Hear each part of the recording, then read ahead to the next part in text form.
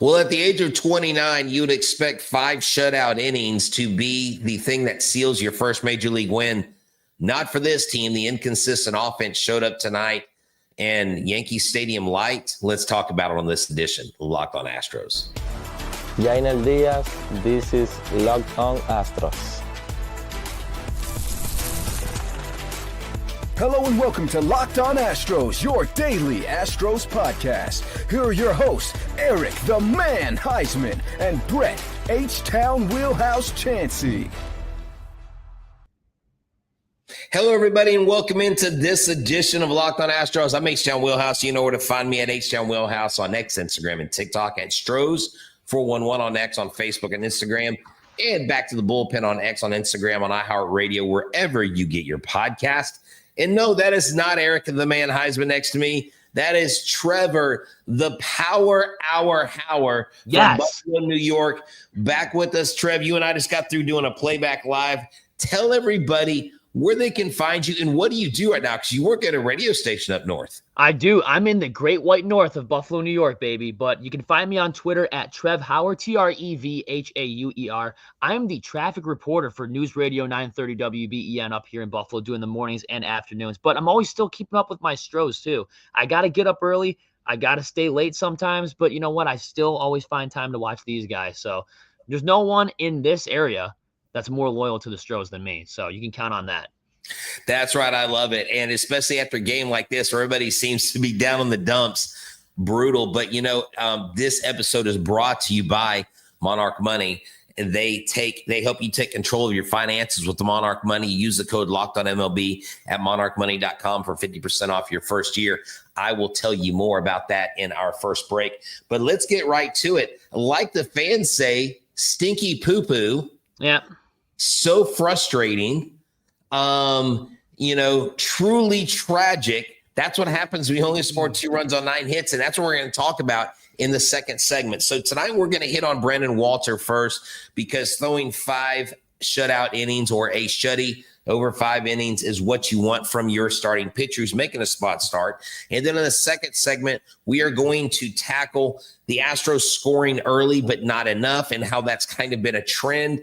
Also, in the last segment, we're going to hit on Chas McCormick's role in this lineup and the pitching matchup Wednesday in the last segment that we think can notch a win in the Astros belt to win another series before they head back home to Seattle. So, Trev, let's get into it. Brandon Walter, give me your first impressions of this 29-year-old.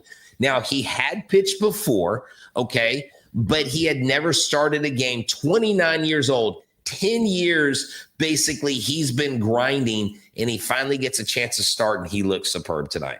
Well, I'll be honest with you, Brett. I mean, I woke up this morning bright and early, like I always do Monday through Friday through the traffic, and I looked, I was like, I'm curious to see who's got the start tonight.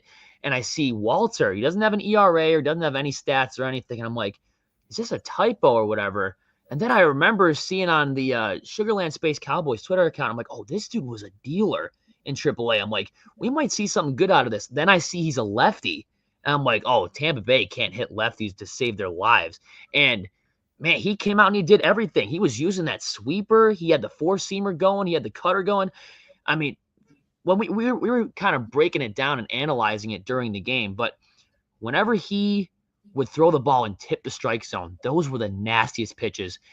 He's trying to get these players for Tampa Bay to really start digging out of the strike zone. They really weren't biting. But when he was tapping the edge of that strike zone with that sweeper, that was some nasty, nasty stuff. And I know that they optioned Colton Gordon today to bring him up. I don't know if there's going to be like an internal battle between those two, because I know it's against Tampa Bay. They're not the hottest team, especially in the American League East, but they were both pretty nasty in their own right. I mean, Colton Gordon gives up a little league home run last night. Those were the only runs that he really gave up. The double, whatever. But Colton Gordon, Walter goes in tonight, 5 shutout innings, 5 punchies, 1 walk. Yeah. Everything else by contact. I mean, everything else by soft contact too. How many of those ground balls just rolled right into Isak Freya's glove or rolled right into JP3's glove, making it look easy? He looked like a seasoned pro, and I'll tell you what, Brett, it looked great to see back-to-back quality performances from left-handed pitchers. You don't No. really see that too much out of the Astros. Yeah, you're right. You don't. The needing of a left-handed pitcher has been a common theme throughout Astros Nation. It doesn't matter which social media sphere you're in, you hear about that and you know about that. And one of the things I love about our fans, and we actually did our first playback live together. That was actually pretty fun. We had a lot of fun doing that. And there were several of y'all that are here on the show. And if you're listening by audio, you've got to stop by YouTube. You've got to check us out. You got to subscribe. Look, I've been doing this show since 2020, Trev, credited media member with the Space Cowboys, written for several websites. I've been a lot of places in my short podcasting or broadcasting career, but nothing makes me more happy than when I see a guy come up who's been having success in AAA, who has that ERA south of 3 in the PCL, which is huge, and comes up and just deals. And it's in a ballpark where you're like, oh crap, like this is where it's almost like letting a rookie pitch in Colorado. Yep. Like, I forget which Astros pitcher it was. I don't know if it's Brandon Peacock or who it was, but someone debuted in Colorado a few. That's not fun. Like, why are we doing this to this guy? Maybe it was Luis Garcia. It was one of our more recent guys that when they debuted there. But why is this important? And that's a question we really want to answer in this first segment is because when you have these spot starts, when you're moving pitchers around, you want to get quality. Now, it would have been great for him to go 6 or 7, but there was no need to push that. The problem with the 5 shutout innings is there were only 2 runs to support it. We're going to talk about scoring more runs in the second segment, Trevor. And you even mentioned to me during our live playback, you were like, surely the pitching ninja has gotten a hold of this guy's film and is going to real out of this, because he had some good stuff, man. Mm-hmm. And that umpire tonight, what was his name? Alan Porter. I thought it was C.D. Buckner, but it turns out they're the same person. Angel Hernandez retires, Joe West retires, and then here come these 2 clowns. I mean, it was horrible. I mean, for both sides. Not only was it for both sides, you're gonna make dude. Second and third, 1 out, 1-2 count. That's not a strike. Oh, well, that whenever they tied the game at the time, that was a result of a third pitch strike called a ball. The next pitch was a hit. Yep. And how many times was that a called strike 3 on Christian Walker? How many times was that a called strike on Isak Paredes? Yeah. I mean, all we want is consistency. And you know what? If you believe in karma, like the way I kind of do, the ball's going to bounce your way tomorrow. You're going to pound these suckers like 9-1 tomorrow, and the ball's going to bounce your way. Everyone locked on. Watch the language. I'm joking. No, but you know what? Yeah, go ahead. Yeah, that's just the way it is. I mean, I just want some consistency. Should they have been in that position 2-2? Probably not. They probably should have scored more runs, and we will get into that. But I mean, if this was 2022, you probably win this game 2-0, 2-1. It was just one of those games where sometimes all you need to score is 2 runs. And get this, he survived what we call Jansen's corner. We are going to name the left field corner of this ballpark Jansen's corner. What was that? What was that? Jansen hits a ball to left field, and of course, Chaz has to say, "Hey, that ball was foul." There was one that looked like it was a home run. The next one looked like it was going to be a double. It hit the party deck, and everyone thought it would hit off the pole, including myself. And then the next pitch, he hits it up against the wall in foul territory, and Chaz is like, "No, it was this way, this way, this way." And it was funny because out in Boston you have the pesky pole, right? Yep. So hey, why not have Jansen's corner out there? I mean, they got the Tampa Bay signage out there. PNC Park, you have Roberto Clemente corner. And in Tampa Bay at George Steinbrenner Field, you have Danny Jansen corner. That's right. Danny Jansen corner, Jansen's corner. I love it, man. And, that guy just missed putting them up. The home run that was hit, we'll talk about that here in a second, was against the wind. But this, man, let me tell you, this ballpark, it just feels wrong. And look, I completely understand it. It's terrible and tragic what happened to Tampa, and I don't want to lighten any of that because I'm actually a native Floridian. That's where I was actually born, and I've seen my home state devastated by hurricanes time and time again. So the fact that they're there is by no choice of their own, other than it's like, good on the Yankees for offering that stadium to them because it's on the west coast of Florida. But next, we're going to talk about the Astros, how they scored early, and they haven't done that a lot lately, but they didn't do it often, and why that's not a good trend that we want to keep going. So stay tuned in. We'll get to that in our next segment up next. Everybody, I want to tell you about Monarch Money. Monarch Money has a great deal for you. Use the code LOCKEDONMLB for 50% off your first year. That's monarchmoney.com. You ever check your bank account and wonder where did all the money go between the dining out, the online shopping, the Astros games, the Rockets games, the Sabretooth games, wherever you're going? Well, Monarch Money is there because it wants to be your personal CFO, giving you full visibility and control over your finances.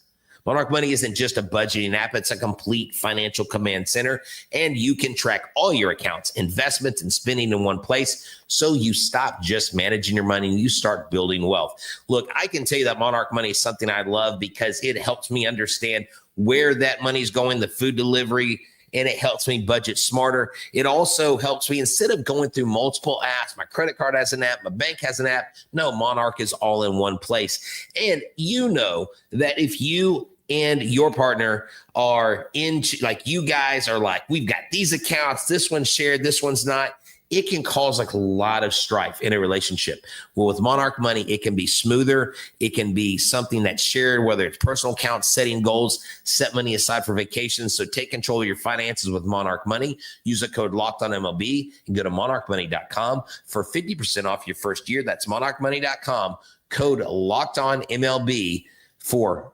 50% off your first year. Go there today. Yeah, man. Here in a second, we're going to get into it. I'm H-Town Wheelhouse. You know me, I'm a credential media member with the Space Cowboys, and I have been doing this for quite some time. My guy, Trevor, is not just a traffic guy, but he is an aspiring future Astros commentator. I see that definitely in his future. We're going to get you down here in H-Town, believe it or not. And you are coming down this season. Yes. And before you get here, Trevor, we've got to solve this problem of the Astros scoring early. They are dead last. They are, as the kids would say, buns when it comes to scoring in the first inning. They scored 2 runs tonight early in the second and third inning. But honestly, they should have scored a lot more, especially in the second inning. Let's talk about that inning. Caratini doubles. Jake Myers doubles. And Zach DeCenzo gets up, strikes out. Cam Smith grounds out. Chas McCormick strikes out swinging. You only get 1 run when you have 2 leadoff doubles. That can't happen, Trevor. No, not at all. And I mean, I think part of it is, Zach DeCenzo's not playing every day. He doesn't really know the ins and outs of what's going on. You'll have those nights where he hits everything off the wall and he's hitting doubles, he's hitting home runs and stuff. Then you'll have nights like tonight, and then you'll have nights like the Kansas City series where, man, he just can't make contact at all.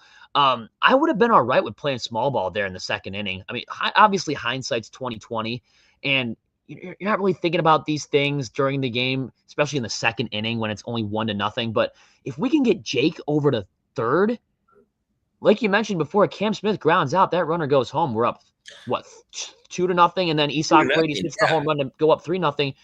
Game's over. Game's over. You don't even go to extra innings. No. And I mean, obviously hindsight's 20/20 there, but I mean, getting off the deck early is definitely something that they need to work on. We got a little bit of a taste of that in Arlington. Christian Walker knocks in the RBI double. We go up 1-0 in the first, and then you're like, okay, maybe we got something going here. Those were the only runs that they scored all night, and I think they lost that game 5-1. So you look at teams like the Dodgers, who have 43 runs in the first inning this year. Astros are at like 9 or something like that. Now, this team we've seen over the years has been the Cardiac Stros, where sometimes they'll get no hit, maybe just like in Arlington through 6 2/3, and then they'll hit 4 clutch runs, and come back and win those games, and the bullpen locks it down. Those are the types of games that we're really used to seeing.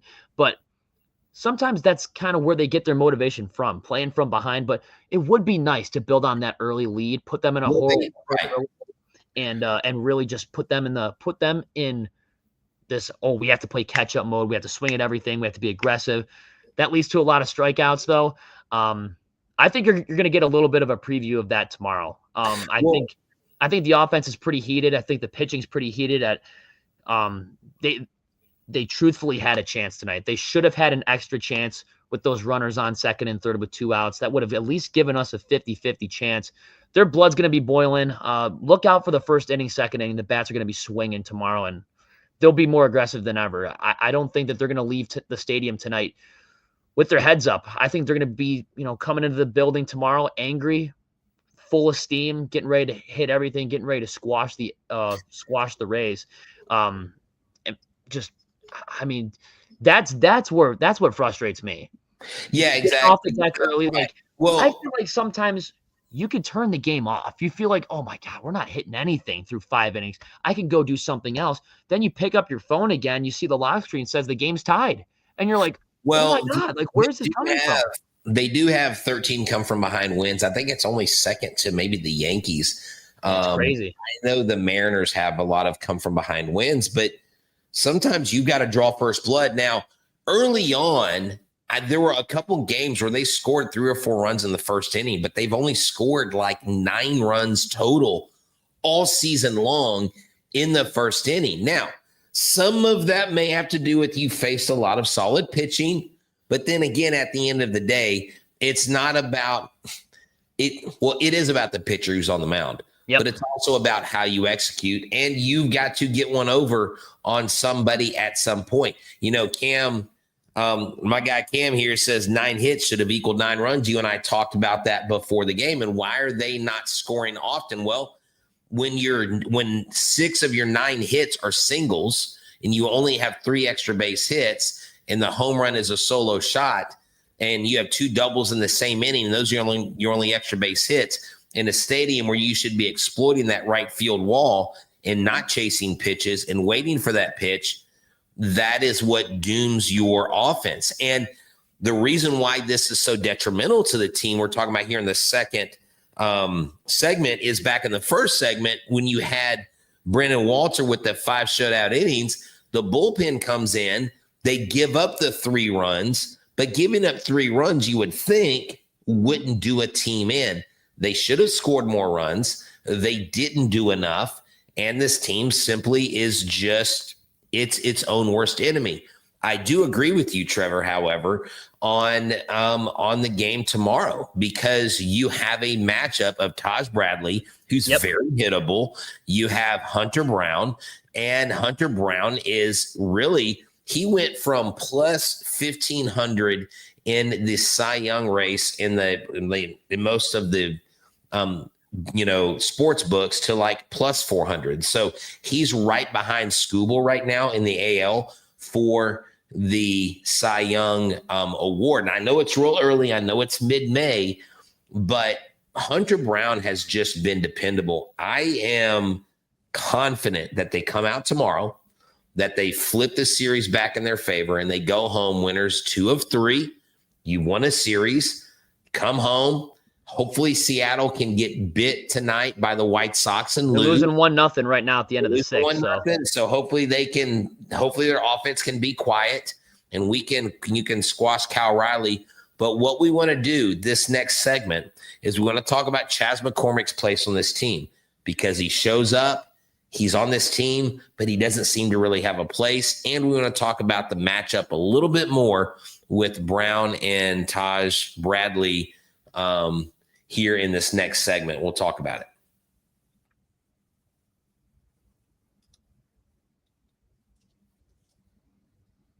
All right, thank y'all for tuning in. This is Locked On Astros. Make sure you make us your first listen. Make sure you make Locked On will be your second listen. Make sure you check out Michael Connor's postcast after the game as well. I got my guy Trevor Hauer here. He is the kid from Buffalo. He's been an Astros fan for quite some time. He's got family that actually works for the Houston Astros, and so that's neat. We know that he's probably got some family members that follow Locked On Astros. But let's get into this Chas McCormick thing because, look, I said something on X after the game. I was like, Chas has overstayed his welcome, and someone assumed that I blamed him for the loss. And I'm not blaming him for the loss. Now, he didn't contribute, really, but it wasn't his fault they lost. It was a team loss. But Chas McCormick's still less than 40 at-bats this season. Where is this guy's place? And is he still here because there's no one in AAA to come up and take his spot? And that's why he's here, because he's a veteran major leaguer. He's been there, done that. He's got the ring. That's got to be the only thing that comes to mind. I don't think Jacob Melton's ready to roll just yet. Everyone was super, super high on Cam Smith getting sent up to the big leagues. And then I remember the first 5 games of the season, everyone's like, oh, why is he in the major leagues? Like, he can't hit a lick, whatever. You get the same stuff with Jacob Melton. I don't think he's ready to go as much as Cam Smith was. The other thing, Chas McCormick it's a mix of just being unlucky and then just lacking fundamental awareness. I mean, last night he belted a ball to left center field that he got robbed on. I mean, that ball was at the wall. Outfielder goes out there and snags it. It should have been 6-3 Houston. And going into at the end of last night's game, he gets caught stealing twice last night. We have a leadoff runner with Cam Smith. Cam Smith clutches up, gets a hit in the top of the 9th with nobody on, and he's bunting. He buffs 2 bunts, and then he can't make contact. He's okay at tracking down fly balls, but he can't throw a lick right now. That ball that the Tampa Bay Rays walked off tonight was shallow left field. It was. And he Chas should have been able to gun him down, dude. I mean, Christopher Morel was, I think that was Christopher Morel standing on third, or it was somebody standing on third. He was thinking about staying at third. And then I see the third base coach doing this, and he sent him home. And he's like, okay, fine, I'll do it. And he scored. Actually, it was so in the 9th inning, it was actually Taylor Walls who scored. Walsh. Walls. I mean, so Morel walked. Brandon Lowe doubled. Morel went to third. And then, Taylor Walls was out on the sac fly. Yes, it was Chris Morel that scored. Morel that scored the run. Yeah. Walls hit. Morel scored the run. You and I both made the comment. Now, I don't know if he had it on his card to play that far back because it's a smaller stadium. But to me, the wind's blowing in. You got a lefty up. If he hits anything to left field, it's going to die. Why would you play so deep? And I just don't know. Look, I forgot to even mention that. You're right. I forgot to mention that. Well, the thing is, I've never donned a professional uniform. I mean, the closest I've gotten to playing professional baseball is standing out on the field opening day holding the flag, right? Right. And that was intimidating in itself. Yeah. It gave a whole different respect for players. I'm like, how do these dudes come out here every day and play in front of 40,000 people? 162 friggin' times a year, right? Yeah, but man, I just, it's so frustrating. Melton, I think, has dealt with injury. I mean, we do have guys that are down. I don't want to rush them though. That's the thing. Like, I don't want to rush these guys, ruin their development. Right. But I mean, I forgot to mention that. You're exactly right though, Brett. I mean, I call it a Wii Sports single. I mean, that was the end of the bat. Somehow finds the outfield, but Chas McCormick standing on the warning track. Like, what? And then he's jogging to the ball. Like, I don't know what his place is right now. He's got to screw it on straight if he wants to be a contributor of this team. I mean, the catch in Game 5 was coming up on 3 years ago. I mean, that was a great catch, but I feel like we have moved on from that. We've appreciated that enough, and we've said some very, very good things about that. That's going to be one of the top moments in Astros history coming from Chas McCormick in his hometown of Philadelphia, climbing that fence and making the catch. I mean, come on. Of course. But right now, less than 40 at bats, doesn't have a very strong arm. He's jogging the balls out in the outfield. And not by any means am I saying Jake Myers has, the world's strongest arm in the world, but he can make a contested catch and he can make some close plays when he's out there. But that was tough. And then getting caught stealing twice. That's why I said fundamental stuff. I mean, just it was stuff that they were rallying there in that third inning with getting these 2-out RBIs. And whenever the Rays had the runner steal third and Caratini couldn't get the guy out at third. Yeah. There are glaring issues with this team. And, it's funny, like on this show, my tagline is always positive, always Stros. Okay. And I always try to take the high road because there's so much negativity out there. But then when I do, people are like, you're not critical enough of this team. And then when I'm critical of this team, they're like, oh God, you're being so harsh. Yeah, can't win sometimes. I can't win, man. Like darn if I do and darn if I don't, right? Yep. And then I'm trying to interpret comments here on the chat. I mean, this is a full-time gig here. What we have to understand here, and to bring this back to the Astros, is it's not the end of it's not the end of the road. Not at all. It's not done. You can still win the series tomorrow. If I can take 2 out of 3 out of just about every 3-game series I have in this 17-game stretch, I will take it every day. If I can take 2 out of 3 from the Mariners, I will take it every time. And you would too. Yet, are there some issues that need to be fixed? Yes, like the hitting early. But you know what's funny? Someone put up Jake Myers' numbers right now compared to Kyle Tucker's numbers. And Jake Myers has better numbers. And my friend Daniel posted it, and he said this. He said, "What are the Cubs hitting coaches doing wrong?" I was like, oh my gosh, because what have we been talking about? What has this fan base been talking about all year? Fire the hitting coaches, fire the hitting coaches. Now, would a different approach or a different philosophy help? I don't know. The bottom line is you've got to be selective in your pitches. You can't swing for the stuff outside. And one of the things that Jake Myers is doing this year is he's not chasing. He's barreling up more pitches. And he's taking some walks too. Yeah, he's taking walks. So at the end of the day, that's what it's all about. And that is when Chaz gets in the game. That's not what Chaz is doing. Chaz is striking out. Chaz is swinging and missing. Bunting in the top of the 9th in a tie game. Yeah. So but here's the thing, a couple things. Kyle Tucker also must be the Chicago Cubs fielding coaches, right? Did you see the walk-off last night? Kyle Tucker couldn't take that ball out of the corner, and the Marlins went around to score those 2 runs and win the game on the walk-off. I did see that same chart, though. It was like since May 3rd. Jake Myers is leading Kyle Tucker in all these different categories and stuff like that. But also at the same point, I don't think we're talking about Chas McCormick this much if Steven Oker doesn't hit the first batter. If he gets that first out in the bottom of the 8th, I think the Stros either win this game 2-0 or 2-1. That's true, and that's fair. This isn't I guess when there's a loss, you try to find a target to put it on. This is a whole team thing, though. This tonight, was the whole team. This was the offense. This was all of the bullpen.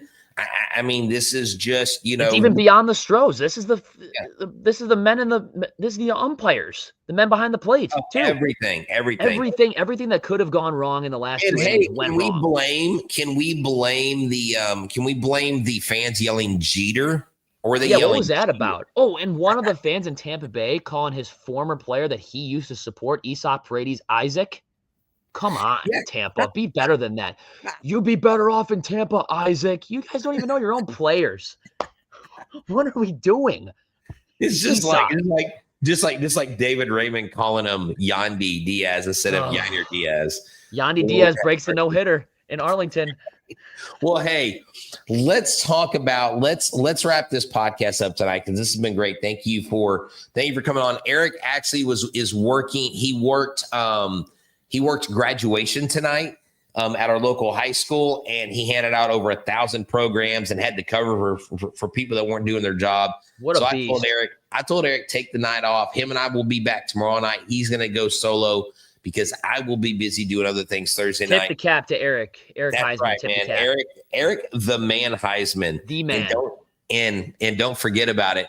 But, tomorrow night, we've got a great pitcher on the mound, Hunter Brown, who has become the ace of this ball club. You've got Taj Bradley, who is very hittable. And look, man, if the wind's blowing out to right field, let's hit some Apo Tacos, right? Right. And listen, Hunter Brown is coming off a start where he pitched 1-run baseball and got the loss in Arlington. He is mad. He's going to be coming in pitching like a madman. So Tampa Bay better bring their bats. Some tattoo parlor in Florida getting some tattoo because he's pissed off. Like he had a me like, tattoo of Steve Irwin stepping on a ray. He's right. Yeah, he's stepping on a ray. Yeah, come on, he's do that. Hold up a ray that he just got in the Gulf. He's holding up a ray. He's like, look what I got. You know what? For all we know, he could. Have you seen that dude's arms? I mean, that dude's inked up, but he might be onto something there. But listen, he's gonna be pitching like a madman. If Tampa Bay wants to win this series, they have to bring it tomorrow. I know the short porch. You have to pitch perfectly. You look at these guys that the Astros threw out there: Colton Gordon, you got Brandon Walter, like guys that you weren't really expecting much out of, and they shoved. Right. Hunter Brown is going to shove tomorrow. He has to shove tomorrow. I know the right field porch is like 310, left is 318. It's such a memeable ballpark, but the Astros hitters need to be going into this game. They didn't get every opportunity that they should have gotten. Right. Alan Porter behind the plate. That was BS on both sides. They have to come in angry. They have to be undeniable. That is what I'm trying to say. Don't let the umpires, play any sort of effect tomorrow. Be undeniable. If the pitch is slightly inside, make an adjustment. Hit that ball out to left field. It's only 318 feet. Be undeniable. Take this series. I love to see what the fan base is saying if we take a road series. Is it all doom and gloom if we win tomorrow? No. Is it all doom and gloom if we lose tomorrow? No. You got Seattle. If you take care of business against Seattle, you guys are 1-2 in the standings. The Astros play great at home. Guys, we're approaching the end of May. I said in the beginning of the season, if you are in first or second place in the AL West by Memorial Day, you are in good shape. Yeah, we could have started off last year. We could have started off like we did last year. And look, they have a while to get this stuff fixed. We do have to do better base running. We do have to be better when we have pitchers that are hittable. Can we do something about Fairbanks' delivery? Oh my gosh, that was killing me tonight. That is funky, man. That is interesting. The way that dude throws the ball. That dude, he like it reminded me of whenever Smalls was learning how to play catch with his dad in the front yard. Is kind of what it reminded me of. No offense. I mean, now granted, he is a major league pitcher, so he's done something in his career, right? But at the end of the day, and I'm gonna wrap it up on this. The Astros lose this one. Great start by Brandon Walter. Be better bullpen. The bullpen has been overused. You want Hunter Brown to go 8 innings to save that bullpen. That would give your bullpen extra rest because you have the day off, and then you have Seattle here at home. And it's a great weekend, man. They're going to be doing all kinds of giveaways. We got our Saturday Astros, Locked On Astros group night Saturday night, so that should be fun. So y'all come hang out with us. So you have tickets. Even if you're not with the group, we'll be in 254. I will put up all the information on the YouTube page. For myself, for Trevor Hauer, for Eric the Man Huysman, who isn't here, we appreciate y'all stopping by. This is another great Locked On Astros. Y'all have a good one. And as always, go Stros. Good job, Trev. I should have given that to you. My bad, man. You watch the show. Yo, Steve Irwin, though. We got to look into that tattoo thing. We do. Maybe I get a tat. Maybe I get a tat if Hunter Brown wins the Cy Young. On your neck. Neck tat. I don't know, man. With a dead devil ray on it. Ooh. Would that be diabolical? I don't know. If you're paying, I might think about it. We're out. Go Stros.